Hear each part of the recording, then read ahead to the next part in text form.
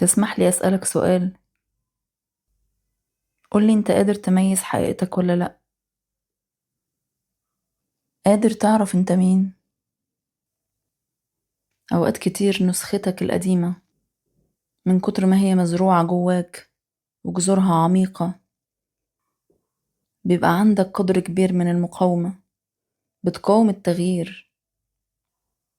بيبقى صعب إن أنت تتخلى عن عاداتك أو عن أفكارك حتى لو كانت بتضرك،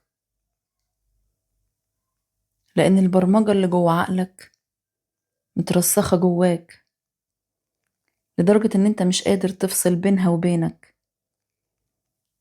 بتبقى فاكر إن انتوا حاجة واحدة، إن أفكارك وعاداتك هي أنت، بس ده مش حقيقي. أنت مش شوية أفكار ولا تصرفات ولا عادات، أنت أكبر من ده. أنت حاجة أعظم وأهم. حقيقتك اللي أنت اخترت تنساها، روحك. روحك هي المفتاح، هي الحقيقة، هي أهم ما في القصة. اتصالك بروحك هو اللي هيخليك تعيش أحلى قصة على الأرض، قصة بتعبر فيها عن حقيقتك وعن رسالتك اللي انت جاي عشانها. بس أوقات كتير بيبقى صعب عليك تبقى متصل بروحك وقادر تسمعها، لأن فطرتك السليمة اللي ربنا خلقك عليها اتشوهت. اتحط في عقلك برامج وأفكار من الأهل والمدرسة والصحاب، خلت الرؤية عندك مشوشة، أفقدتك اتصالك بروحك وبجوهر حقيقتك. بتبقى تايه، مش عارف انت عايز ايه. بتحس انك مهما عملت، مهما وصلت للأهداف، مش مبسوط، مش حاسس ان المكان اللي انت فيه هو مكانك.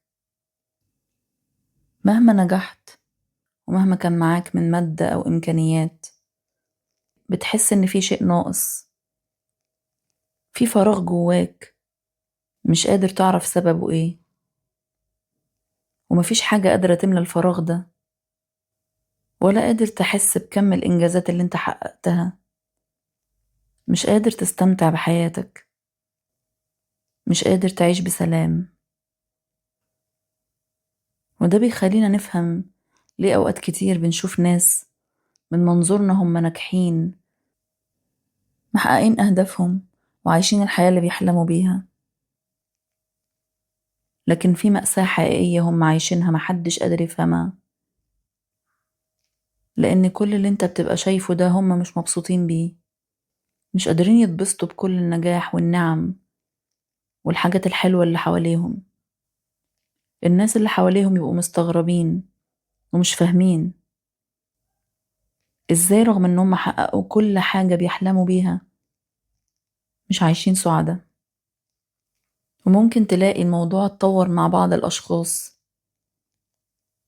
اللي بيحسوا بالمشاعر دي، إنك تلاقيهم انتحروا بدون أي مقدمات. محدش بيبقى فاهم ازاي واحد وصل لكل المكانة دي ومعاه كل الإمكانيات دي وكل حاجة حواليه ومفيش حاجة ناقصاه، عايش الحياة اللي كل الناس بتحلم بيها، بيختار بإرادته الحرة إنه يسيب كل ده ويفارق الحياة. محدش بيبقى قادر يفهم هما ليه متألمين، ليه مش قادرين يستمتعوا بكل الحاجات اللي في إيديهم.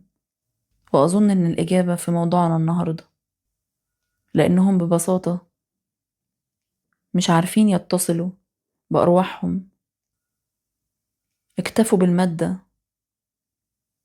رغم إن الإنسان هو مش مادة وبس، مش جسم بس، لأ، جسم وروح. زي ما جسمك محتاج ياكل ويشرب وينام، زي ما روحك محتاجة تتغذى، ودواها هو الاتصال بالله. لأن هو اللي خلقها. روحك لو ما اتصلتش باللي خلقها عمرها ما هتعرف ترتاح ولا تعيش بسلام. وعشان تقدر تعرف حقيقتك وتكون متصل بنفسك وبروحك بشكل حقيقي، لازم تتعلم تسمعها وتفهمها. تفهم هي جاية هنا ليه وعايزة تعمل ايه. اتصالك بروحك مش رفاهية، ده أساس وجودك. روحك هتفضل تنادي عليك لحد ما تستسلم وتسمع لها وتعرف هي عايزة ايه. ولما تبتدي تسمع لها ساعتها تعرف تحل اللغز اللي محيرك. هتبتدي تحس بهدوء عجيب عمرك ما حسيته قبل كده. هتشوف الأشياء والأشخاص على حقيقتها. هتقدر تعرف وتحس ايه المكان اللي يناسبك ويناسب روحك ورسالتك ودورك في الدنيا، وايه المكان اللي دوره انتهى في حياتك. مين الأشخاص اللي وجودهم بقى مؤذي ومتعب وبينهك قلبك وروحك. هتقدر تعرف مين الناس اللي وجودهم في حياتك بيسعد قلبك وروحك وبيساعدك تأدي رسالتك على الأرض. هتقدر تعرف انت لازم تتخلى عن ايه عشان تلاقي طريقك. إحساسك هيكون عالي وعقلك هيكون واعي جدا. هتشوف كل حاجة بوضوح. قلبك هيكون مراية للقلوب اللي حواليك. هتحس مين بيحبك ومين بيكرهك. وأحب أقولك، إذا كنت فاكر إنك دلوقتي شايف، فالحقيقة إنه بعد اتصالك بروحك هتكتشف إنك كنت مغمض عينيك لسنين وسنين. هتكون زي الشخص اللي لسه بيفتح عيونه من جديد عشان يشوف الدنيا بألوانها وتفاصيلها لأول مرة. أرجوك ما تقبلش تعيش مغمض عينيك.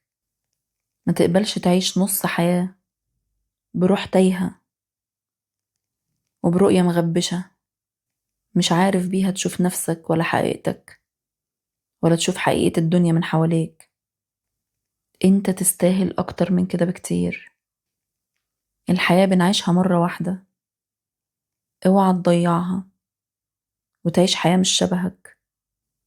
دور على روحك ولاقيها وقدرها واسمعها. هي سر وجودك وأحلى ما فيك. لما تتصل بيها هتعيش حياة مختلفة ملهاش مثيل. حياة بتعبر عنك وعن حقيقتك. وصدقني مفيش أحلى من كده.